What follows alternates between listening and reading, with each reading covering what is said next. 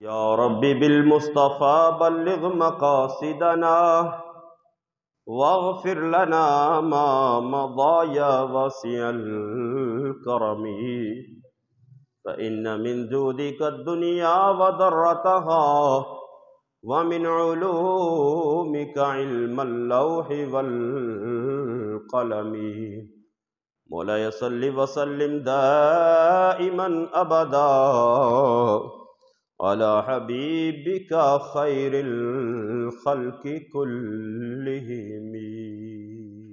پوری مخلوقات اللہ رب العالمین احکم الحاکمین کی رحمت کی محتاج ہے، اور تمام تر مخلوقات میں سے انسان جو اشرف المخلوقات ہے وہ اللہ رب العالمین احکم الحاکمین کی رحمت کا سب سے زیادہ محتاج، سب سے زیادہ مستحق اور حقدار ہے۔ انسان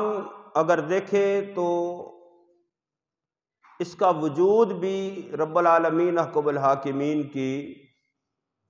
رحمت کی وجہ سے ہے، رحمت خداوندی کی وجہ سے ہے، کیونکہ اگر اللہ رب العالمین احکم الحاکمین کی رحمت نہ ہو، اس کی مہربانی نہ ہو، تو انسان جو ہے وہ اس دنیا کے اندر نہیں آ سکتا، اور ساری زندگی اور اس دنیا کی زندگی کے بعد بھی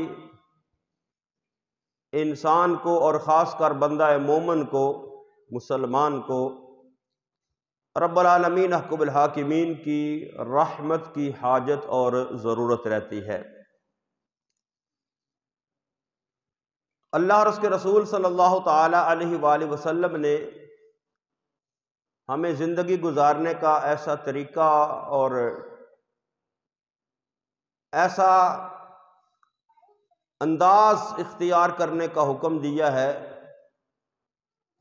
کہ جس پر چل کر ہم رب کی رحمت کے حقدار بن جائیں، یعنی ایسے اعمال کریں جن کا اللہ اور اس کے رسول صلی اللہ تعالیٰ علیہ وآلہ وسلم نے حکم بھی دیا ہے، اور ان پر عمل کر کے ہم اس رب کی رحمت کے حقدار بن سکتے ہیں، یعنی نیک اعمال کریں،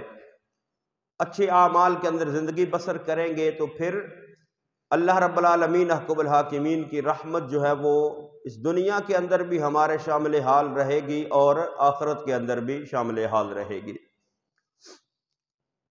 وہ رب ہے، وہ رحیم ہے، وہ کریم ہے، وہ مہربان ہے، وہ اپنے بندوں پر رحم فرمانے والا ہے، مہربانی فرمانے والا ہے، لیکن انسان کے کچھ اعمال ایسے ہوتے ہیں کہ جو اس کو رب کی رحمت سے محروم کر دیتے ہیں۔ یعنی زندگی کے اندر بندہ جو ہے وہ ایسے عمل کرتا ہے، ایسے کوئی گناہ کر بیٹھتا ہے، اللہ اور اس کے رسول کی ایسی نافرمانی کر بیٹھتا ہے کہ جس کی وجہ سے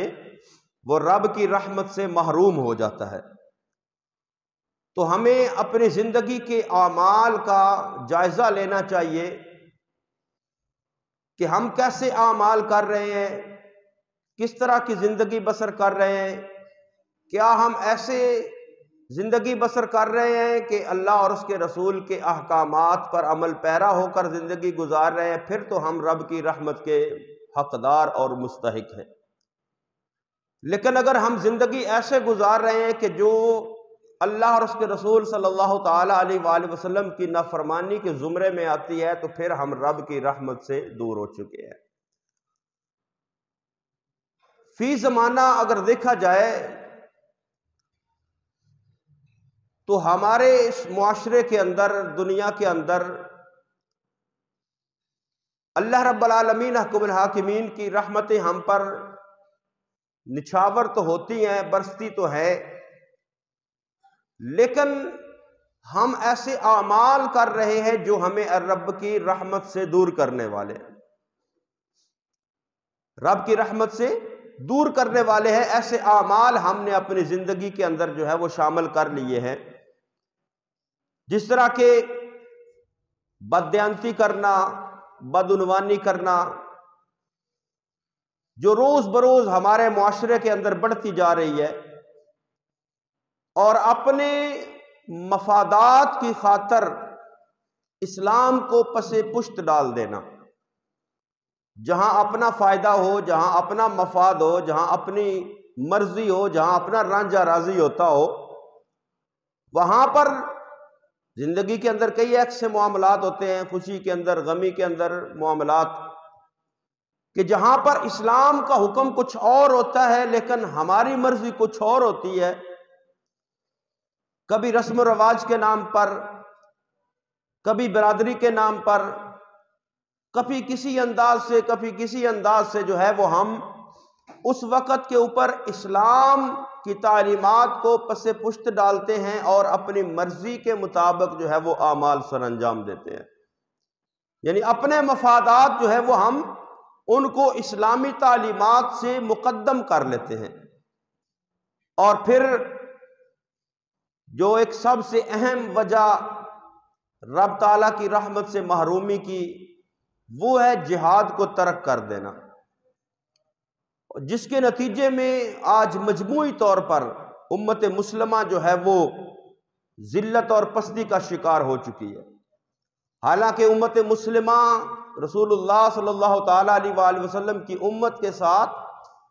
رب العالمین حق بالحاکمین کا وعدہ ہے وَأَنْتُمُ الْأَعْلَوْنَ إِن كُنتُم مُؤْمِنِينَ،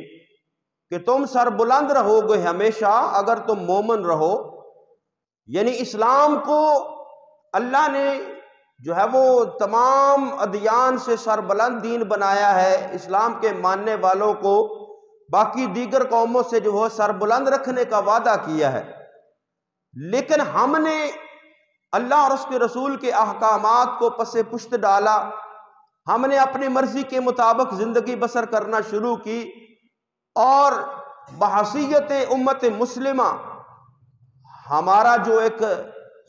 ترہ امتیاز تھا جہاد، اس کو ہم نے ترک کر دیا، اس کو ہم نے چھوڑ دیا، جس کی وجہ سے دنیا کے اندر آج جو ہے وہ امت مسلمہ ظلم کا شکار ہو رہی ہے، امت مسلمہ پستی کا شکار ہو رہی ہے، امت مسلمہ جو ہے وہ ذلت کا شکار ہو رہی ہے۔ تو ہمیں ان امور کی طرف توجہ دینی چاہیے اور اپنے اعمال کو درست کرنا چاہیے تاکہ ہم ذلت و پستی سے نکل کر سربلندی کی طرف جو ہے وہ گامزن ہو سکے۔ تو اللہ رب العالمین حکم الحاکمین کی رحمت سے محرومی کا جو ایک سبب ہے وہ ہے قطع رحمی، تعلق کو توڑنا اپنے رشتہ داروں کے ساتھ۔ یہ چیز اللہ اور اس کے رسول صلی اللہ تعالیٰ علیہ وآلہ وسلم کو سخت ناپسند ہے کہ بندہ جو ہے وہ اپنے رشتہ داروں کے ساتھ جو ہے وہ تعلق توڑے۔ اللہ اور اس کے رسول صلی اللہ علیہ وسلم کی تعلیمات تو یہ ہیں کہ رشتہ داروں کے ساتھ اچھا سلوک کیا جائے، ان کے ساتھ حسن سلوک والا معاملہ کیا جائے،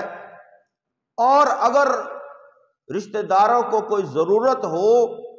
اور ہمارے اندر یہ قوت استطاعت ہو کہ ہم ان کی ضرورت کو پورا کر سکے تو ہمیں ان کی ضرورت کو پورا کرنا چاہیے اور ان کے دکھ درد میں شریک ہونا چاہیے۔ یہ اسلام کی تعلیمات ہیں۔ جو شخص ایسا کرتا ہے، اپنے رشتہ داروں کے ساتھ اچھا سلوک کرتا ہے، اچھا معاملہ کرتا ہے، دکھ درد کے اندر ان کے شریک ہوتا ہے، ان کے معاملات کے اندر ان کے ساتھ تعاون کرتا ہے، مدد کرتا ہے، تو وہ اس بندے پر رب کی رحمت جو ہے وہ نازل ہوتی ہے، اور بغیر کسی شرعی عذر کی وجہ سے رشتہ داروں کے ساتھ تعلق توڑنا یہ اللہ اور اس کے رسول کو سخت ناپسند ہے۔ ہاں اگر کوئی شرعی وجہ ہے، اللہ اور اس کے رسول کی کوئی نافرمانی کرتا ہے تو پھر تو اس کے ساتھ تعلق توڑنے کا حکم ہے کہ یہ اللہ اور اس کے رسول کا نافرمان ہے، اس کے ساتھ تعلق نہیں رکھنا۔ اور اس بات کا ہم اقرار بھی کرتے ہیں نماز عشاء کے اندر جب وتر پڑھتے ہیں، وَنَخْلَعُ وَنَتْرُكُ مَن يَفْجُرُكَ، اے اللہ جو تیرا نافرمان ہے اس کے ساتھ ہمارا تعلق کوئی نہیں، وہ چاہے کتنا ہی قریبی کیوں نہ ہو۔ لیکن اگر شرعی وجہ کوئی نہیں ہے، دنیاوی معاملات کے اندر کسی کے ساتھ ناراضگی کرنا، کسی رشتہ دار کے ساتھ تعلق توڑنا، یہ جو اللہ اور اس کے رسول صلی اللہ علیہ وسلم کو سخت ناپسند ہے۔ نبی کریم صلی اللہ تعالیٰ علیہ وآلہ وسلم کے ایک صحابی سیدنا عبداللہ بن ابی اوفا رضی اللہ تعالیٰ عنہ بیان کرتے ہیں کہ نبی کریم صلی اللہ تعالیٰ علیہ وآلہ وسلم کے ساتھ ہم عرفہ کی رات، یعنی حج سے پہلے جو میدان عرفات کے اندر جس کو یوم عرفہ کہا جاتا ہے، اس سے پہلی جو رات ہوتی ہے، تو صحابی بیان کرتے ہیں کہ ہم رسول اللہ صلی اللہ تعالیٰ علیہ وآلہ وسلم کے ساتھ عرفہ کی رات اکٹھے تھے۔ نبی کریم صلی اللہ تعالیٰ علیہ وآلہ وسلم کی بارگاہ میں جب ہم حاضر تھے تو آقا دو جہاں صلی اللہ تعالیٰ علیہ وآلہ وسلم ارشاد فرمایا، اِنَّا لَا نُحِلُّ لِرَجُلٍ أَمْسَى قَاطِعَ رَحِمٍ إِلَّا قَامَ۔ فرمایا اگر کوئی ہمارے اس مجلس کے اندر، اس محفل کے اندر، اس گروپ کے اندر کوئی ایسا شخص ہے جو قطع رحمی کرنے والا ہے، جو رشتہ داروں کے ساتھ تعلق توڑنے والا ہے، آقا دو جہاں صلی اللہ علیہ وسلم نے فرمایا وہ شخص اٹھ کر چلا جاتا۔ صحابی رسول ہیں، بیان کرتے ہیں کہ آقا دو جہاں صلی اللہ تعالیٰ علیہ وآلہ وسلم کے ساتھ ہم عرفہ کی رات اکٹھے ہیں۔ آقا فرما رہے ہیں کہ ہمارے درمیان اگر کوئی ایسا شخص ہے جو قطع رحمی کرنے والا ہے، یعنی اپنے رشتہ داروں کے ساتھ تعلق توڑنے والا ہے، فرمایا وہ اٹھ کر چلا جائے۔ تو حضرت عبداللہ بن ابی اوفا رضی اللہ تعالیٰ عنہ بیان کرتے ہیں کہ ہمارے درمیان میں سے پیچھے سے ایک نوجوان اٹھا اور اٹھ کر چلا گیا۔ تھوڑی دیر کے بعد وہ واپس آ کر بیٹھ گیا۔ جب واپس آ کر بیٹھا تو نبی کریم صلی اللہ تعالیٰ علیہ وآلہ وسلم نے اس نوجوان کو بلایا اور بلا کر پوچھا کہ بھئی تم اٹھ کر کدھر گئے تھے اور واپس کیوں آ گئے؟ تو عرض کیا یا رسول اللہ صلی اللہ تعالیٰ علیہ وآلہ وسلم، میری اپنی خالہ کے ساتھ جو تھے وہ ناراضگی تھی، خالہ کے ساتھ کسی معاملے کی وجہ سے ناراضگی تھی۔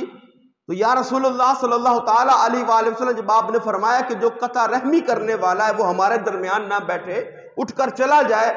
تو یا رسول اللہ میں اٹھ کر گیا، جا کر خالہ کو منایا ہے، خالہ کو منا کر پھر میں واپس آ کر بیٹھ گیا ہوں۔ تو آقا دو جہاں صلی اللہ علیہ وسلم نے فرمایا اجلس، اے میرے غلام اب بیٹھ جا، فقد احسنت، تو نے بڑا ہی اچھا کام کیا ہے، فقد احسنت، تو بڑا اچھا کام کر کے آیا ہے۔ اور آگے فرمایا الا انہا لا تنزل الرحمت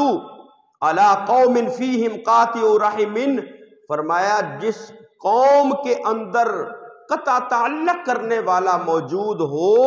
اس پر اللہ اپنی رحمت نازل نہیں فرماتا۔ جس شخص پر، جو شخص جو ہے وہ قطع رحمی کرنے والا ہے، اپنے رشتہ داروں کے ساتھ تعلق توڑنے والا ہے،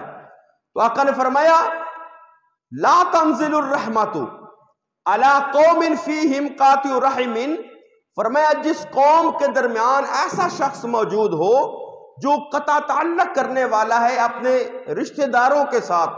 فرمایا اس قوم پر اللہ رحمت نازل نہیں فرماتا۔ محدثین کرام فرماتے ہیں کہ گناہ تو ایک بندے کا،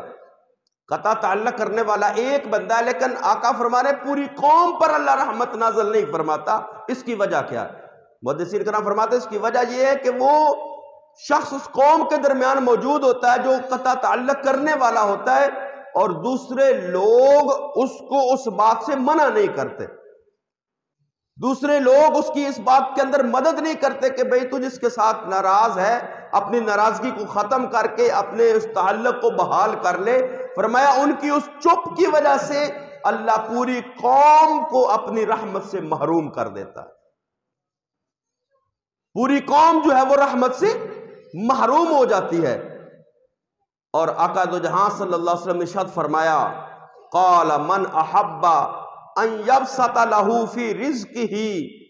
وینسع له فی اثرہ فلیصل رحمہ، فرمایا جو شخص یہ پسند کرتا ہے کہ اللہ اس کے رزق میں وسعت عطا فرمائے، ان یبسط لہ فی رزقی،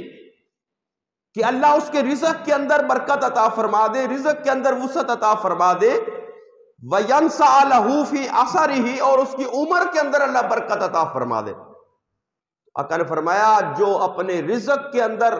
اپنی عمر کے اندر یہ چاہتا ہے کہ اسے برکت نصیب ہو، فرمایا فَلْيَصِلْ رَحِمَهُ، فرمایا وہ اپنے رشتہ داروں کے ساتھ تعلق بنا کر رکھے،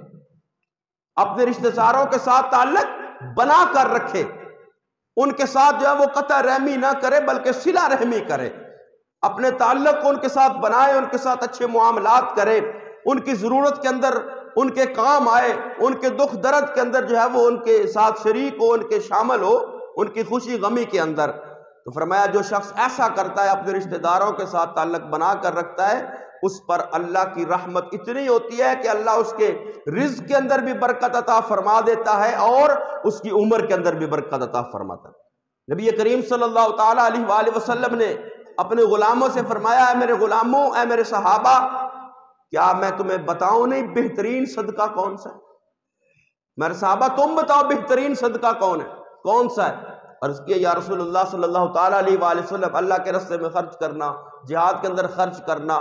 دیگر نیکی کے کاموں کے اندر خرچ کرنا، کسی غریب سائل کو دینا، یہ بہترین صدقہ ہے؟ آقا نے فرمایا نہیں، یہ بہترین صدقہ نہیں، فرمایا بہترین صدقہ وہ ہے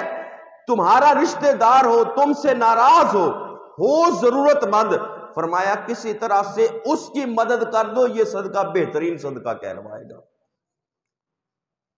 تو رشتہ داروں کے ساتھ اچھا تعلق رکھنا یہ اللہ اور اس کے رسول صلی اللہ تعالیٰ علیہ وآلہ وسلم کا حکم ہے، اور یہ اللہ کی رحمتوں کے حصول کا ذریعہ ہے، رزق کے اندر اور عمر کے اندر برکت حاصل کرنے کا ذریعہ ہے کہ اپنے رشتہ داروں کے ساتھ بندہ اچھا معاملہ کرے، اچھا سلوک کرے، ان کے ساتھ تعلق جو ہے وہ توڑے نہیں بلکہ ان کے ساتھ تعلق جوڑ کر رکھے۔ تو جو شخص تعلق توڑتا ہے وہ اللہ کی رحمت سے محروم ہو جاتا ہے۔ اور دوسرے نمبر پر جو رب کی رحمت سے محروم ہونے کا سبب علماء نے بیان فرمایا وہ ہے بدعنوانی، کرپشن۔ یہ 9 دسمبر کو جو ہے وہ انٹرنیشنل اینٹی کرپشن ڈے منایا جاتا ہے۔ بدعنوانی یعنی بددیانتی، خیانت، یہ اللہ رب العالمین حکم الحاکمین کو یہ چیز سخت ناپسند ہے۔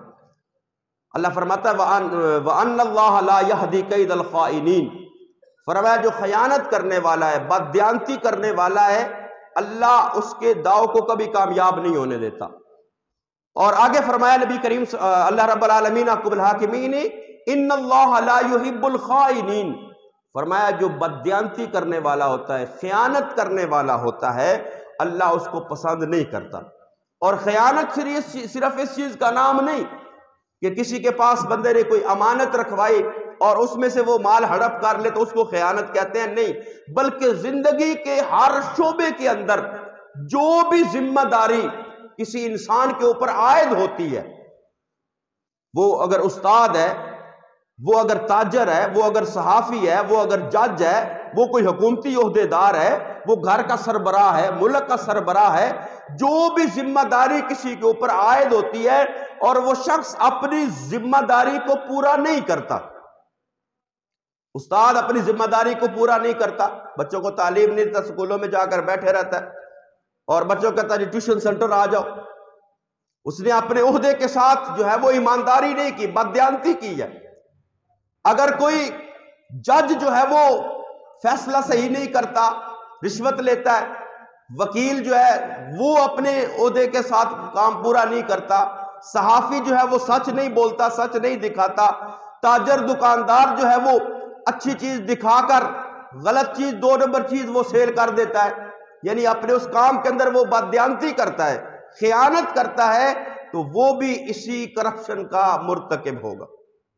صرف بددیانتی اس چیز کا نام نہیں، خیانت اس چیز کا نام نہیں کہ کسی کے پاس پیسے رکھوا دیے تو اس نے اس میں سے کچھ ہڑپ کر لیا تو وہ بددیانت اور خائن ہو گیا، نہیں، بلکہ اپنے ہر شعبے کے اندر جو اس کی ذمہ داری اگر اس نے پوری نہیں کی ہے تو وہ بددیانتی اور خیانت کا مرتکب ہوا۔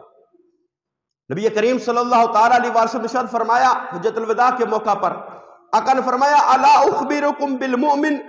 فرمایا کیا تمہیں میں بتاؤں نہیں مومن کون ہوتا ہے؟ کیا میں تمہیں خبر نہ دوں مومن کون ہوتا ہے؟ عرض کیا جی یا رسول اللہ صلی اللہ تعالیٰ علیہ وآلہ وسلم۔ آقا نے فرمایا مومن وہ ہے من آمنہ الناس علی انفسہم و اموالہم، فرمایا جس شخص کے پاس تمہاری جان بھی محفوظ ہو، تمہارا مال بھی محفوظ ہو، وہ شخص جو ہے وہ مومن کہلانے کا حقدار ہے، وہ شخص مومن کہلانے کا حقدار ہے۔ اور آقا تو جہاں صلی اللہ تعالیٰ علیہ وآلہ وسلم نے ارشاد فرمایا۔ اور دوسرا یہ نہیں کہ اگر کسی نے تمہارے ساتھ بددیانتی کی ہے، خیانت کی ہے، تو تم بدلے میں اس کے ساتھ بددیانتی کر سکتے ہو، نہیں۔ رسول اللہ صلی اللہ تعالیٰ علیہ وآلہ وسلم نے ارشاد فرمایا ادِ الامانۃ الی من ائتمنک ولا تکن من خانک، فرمایا جو تمہیں امین بناتا ہے، جو تمہیں امانت سپرد کرتا ہے، تو فرمایا تم اس کی امانت کو پورا کرو۔ اگر کسی نے تمہارے ساتھ خیانت کی ہے تو تم اس سے خیانت نہ کرو۔ اگر کسی نے تمہارے ساتھ بددیانتی کی ہے، بدعنوانی کی ہے، کرپشن کی ہے، وہ اس کا اپنا فعل ہوگا، وہ اس سزا کا مستحق ہوگا، لیکن تمہارے لیے جائز نہیں ہے کہ اگر اس نے تمہارے ساتھ ایسا معاملہ کیا ہے تو تم بھی اس کے ساتھ ایسا کرو، بلکہ نہیں، تم اس کے ساتھ پھر بھی اچھے معاملات کرو، تم پھر بھی اپنے ڈیوٹی کو پورا کرو۔ اور موجودہ اس ہمارے اس معاشرے کے اندر جو سب سے زیادہ بددیانتی ہے وہ عدالتی بددیانتی، لوگوں کو انصاف نہیں ملتا، وکلاء، جج، وہ حالانکہ نبی کریم صلی اللہ تعالیٰ علیہ وسلم کا فرمان ہے، فرمایا جج جو ہیں وہ 3 قسم کے ہوتے ہیں، فرمایا ایک ان میں سے جنتی ہوگا اور 2 جہنمی ہوں گے۔ جنتی کون ہوگا؟ فرمایا جو حق جانتا ہے اور حق کے مطابق فیصلہ کرتا ہے، وہ جج جو ہے وہ جنتی ہوگا۔ اور دوسرے نمبر پر فرمایا جو حق جاننے کے باوجود فیصلے میں ناانصافی کرتا ہے، اس کو پتا ہے فلاں سچا ہے فلاں جھوٹا ہے، لیکن وہ پیسے لے کر، رشوت لے کر یا تعلقات کی بنیاد پر وہ سچے کو جھوٹا اور جھوٹے کو سچا بنا دیتا ہے، فرمایا وہ جہنم کے اندر جائے گا۔ اور تیسرے نمبر پر فرمایا وہ جج جو جج بننے کے اہل نہیں، وہ سفارش کے ساتھ، رشوت کے ساتھ وہ بھرتی ہو گیا ہے اور اس کے اندر وہ اہلیت نہیں ہے، وہ اس کو سمجھ نہیں ہے کیسے فیصلہ کرنا ہے، وہ فیصلہ کر دیتا ہے، کسی کا حق مارا جاتا ہے تو مارا جائے، فرمایا وہ بھی جہنم کے اندر جائے گا۔ اور پھر اس کے بعد بدعنوانی جو ہے وہ حکومتی سطح پر بدعنوانی، خیانت، یعنی جو ہمارے حکمران ہوتے ہیں جن کو ہم اپنا نمائندہ بنا کر اسمبلیوں میں بھیجتے ہیں اور وہ عوام کے حق کے اوپر ڈاکہ مارتے ہیں، پیچھے سے گرانٹ ملی، اتنے لاکھوں کی ملی، اس میں سے آدھے کھا گئے اور آدھے جو آگے لگا دیے۔ تو یہ چیزیں جو ہیں یہ بددیانتی، یہ خیانت کے زمرے کے اندر آتی ہیں، اور یہ چیزیں جو ہیں وہ اللہ کی رحمت سے دوری کا ذریعہ بنتی ہیں۔ اور تیسرے نمبر پر جو ہے وہ اللہ کی رحمت سے دوری کا ذریعہ بننے والی چیزیں وہ ہے ترک جہاد، جہاد کو ترک کر دینا۔ بحیثیت امت مسلمہ آج ہم جو ہے وہ اس عظیم فریضے کو بھلا چکے ہیں، حالانکہ اللہ رب العالمین احکم الحاکمین نے فرمایا جاہد المشرکین باموالکم وانفسکم والسنتکم، فرمایا مشرکین کے ساتھ جہاد کرو، اپنے مالوں کے ساتھ، اپنی جانوں کے ساتھ اور اپنی زبانوں کے ساتھ، یعنی جتنی جس کی طاقت ہے، اگر کوئی اپنے مال کے ساتھ جہاد کر سکتا ہے مال کے ساتھ کرے، اپنی جان کے ساتھ جہاد کر سکتا ہے میدان جہاد کے اندر جا کے۔ اور آقا نے فرمایا جس شخص کے پاؤں اللہ کے راستے کے اندر یعنی جہاد کے اندر پاؤں غبار آلود ہو گئے، فرمایا اس کو جہنم کی آگ چھو بھی نہیں سکتی ہے، اس کو جہنم کی آگ چھو بھی نہیں سکتی ہے۔ لیکن آج بحیثیت امت مسلمہ اگر ہم دیکھیں، فلسطین کی حالات کو دیکھیں کہ جنگ بندی کے بعد پھر جو ہے وہ ان پر حملے ہو رہے ہیں، لیکن امت مسلمہ کو اب اس موقع پر جو قدم اٹھانا چاہیے تھا، جہاد کا اعلان کرنا چاہیے تھا۔ جن کے پاس مال تھا وہ مال خرچ کرتے، جن کے پاس افرادی قوت تھی وہ اپنی جانیں پیش کرتے، اور جو زبان کے ساتھ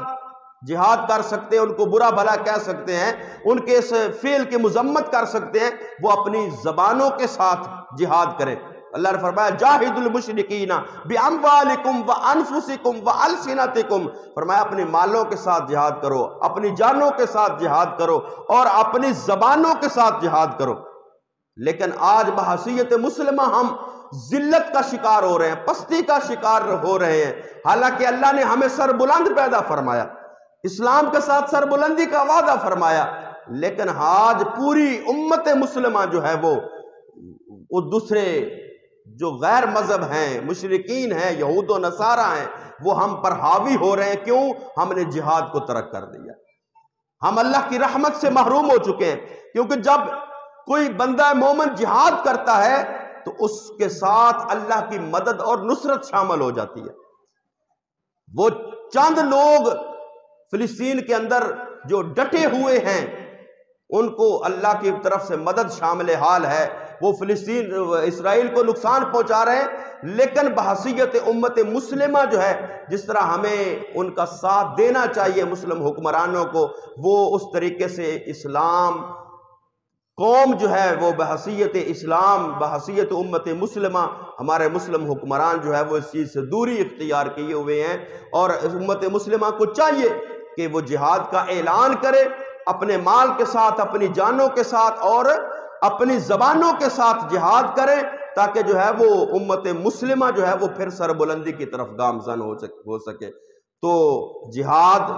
کو ترک کر دینا، بدعنوانی، کرپشن کرنا اور قطع رحمی کرنا،